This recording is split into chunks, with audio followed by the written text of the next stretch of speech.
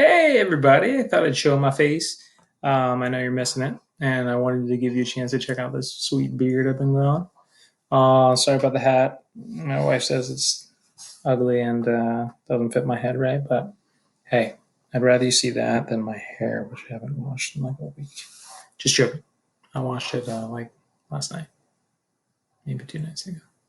Anyway, hope you are all healthy and safe and surviving this craziness. Um, let's see. We have volume of the sphere today, which is a simple, quick lesson. I'll try not to talk too much. I just want you to know this formula and then see a couple ways to use a calculator to type it in and get an answer. All right. As long as you know the formula, you know what a radius is of a sphere, then you should be good to go. Do have to have this quick conversation over here, exact versus approximate answers. You can't get an exact answer if you replace the pi symbol in a formula with any sort of number that should represent pi, like 3.14 or 22 sevenths. You just can't choose a number and plug it into a calculator for pi and expect that to be an exact answer. All right, it's not. There's a little trick though.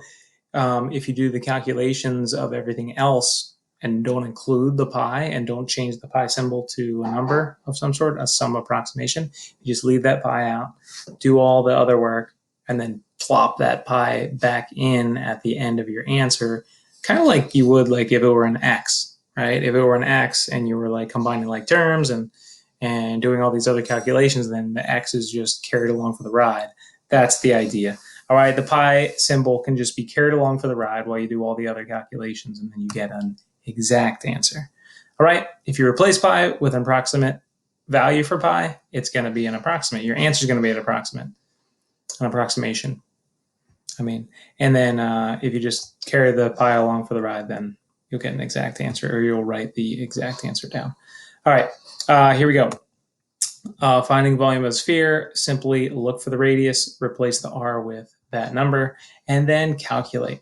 Now I've put this calculator over here, and I wanted to show you how to use it a little bit. It's Desmos Scientific Calculator. You can just Google it and find it. You might already have a calculator that you're comfortable with. Maybe you use a phone. Maybe you have different ways to do it. It can be tricky because not all calculators do the, fractions or powers, or they don't all have a pi button. So you're going to have to be flexible with your calculating. All right. For instance, one thing that a lot of times you'll have to do is you for problems with fractions in them is you're just going to have to type in that fraction and get that answer. And then a lot of calculators, you can just kind of keep typing and it'll use that answer in the next problem if you don't put a number before like a multiplication symbol. This calculator is a little different. I actually have to press answer and that plugs that in, and then I can do times 6 times 6 times 6. Okay, that's another trick. If you have to do a power, you can just type the number that many times. It's 6 to the third, so I'm going to write 6 to the third. 6 times 6 times 6, 6 used as a factor 3 times. So you have to be versatile. You got to kind of think and problem solve if your calculator doesn't have all the buttons you need. Anyway, and then this calculator has a pi button, so I can use that, and you can see the answer comes right up, and it says round to the nearest tenth. So there I have it highlighted to the tenth. This 7 in the hundredths place is higher than 5 or higher, so it tells the 7 to round up to an 8. And there we have an approximate answer over here in the book. All right, let's look at the two examples. The two goddess, A and B. One has a little extra step early on. You might have noticed it already. The formula has only an R in it.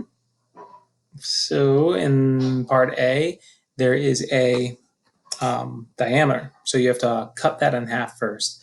And 22 divided by 2 is 11. So it would have a radius of 11. So you would plug in the radius right there for 11. So write the formula down, substitute in the radius for r, and plug away. So pause, try it yourself, and then see if you got the exact answer that I'll post in a second right here. If you didn't, a couple things could have happened. Either the fractional part, you rounded to be like 1/3 instead of 1.3 repeating, or pi maybe used an approximation where the book used the actual, like a pi button to approximate the answer.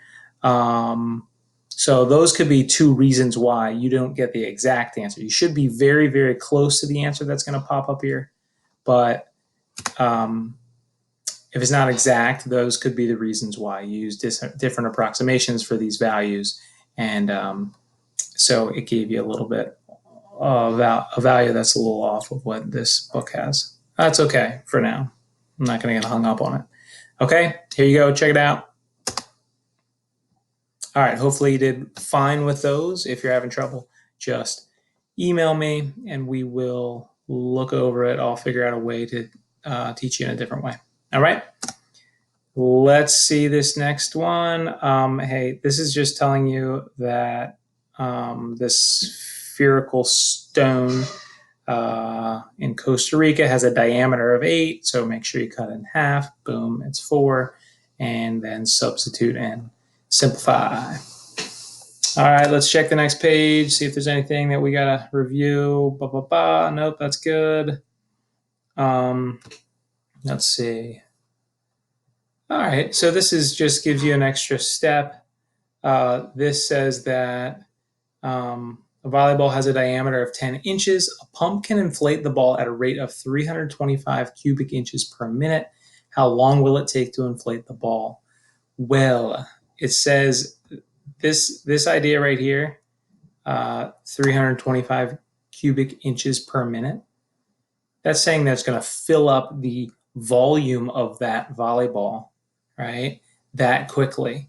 But we don't know how many cubic units fit in the volleyball to begin with. We don't know the volume of that volleyball. So first, we have to find that volume with our formula that we just learned. Notice diameter was given, so we have to cut it in half. So we're going to replace the r with a 5, not with 10. Once we get that volume, then we can just divide by the 325 because we're seeing how, right, it's going to fill up 325 per minute. So we want to see how many 325s will fit inside of the volume here, right? So it'll take 1 minute, right? Because over that amount, and then how much more time will it take? So when we divide those, now they set it up like this: 3.25 times x is going to equal that. I would just divide and see how many of those fit in there, and it goes to 1.6. So that's 1.6 minutes. All right. So you could try that practice problem if you'd like to. I'm just focused on the actual formulas here. And here we have a hemisphere. So check it out. It's not too crazy, but it's just half of a sphere, hemisphere. So we just throw a half in there and multiply the final answer of the regular sphere by half, and we'll get our answer. So again, I mean, you can change that to 0.5, so it's easier to type in a calculator. You got to be kind of versatile and a good problem solver when it comes to typing stuff in calculators, because not all calculators are created equal. All right, and that's what you get. So let's just finally look over here. All right, here's 2 examples. Try it yourself. Here's the diameter, so be careful. Try it. See if the answers are right when I pop these up. Oh, really, pause it. Try it. Write it down. Do the steps I said. Identify the figure. Hemisphere. What are these things called? And then make sure you write down the formula. Substitute, and then simplify. Okay? There you go. Oh, I'm not very good at figuring out how this camera works. All right, 4 steps. Write them down, try them, and then check your answers. Pause. Really, do it. Okay, there are the answers. Hopefully you did fine, and we'll do some practice tomorrow.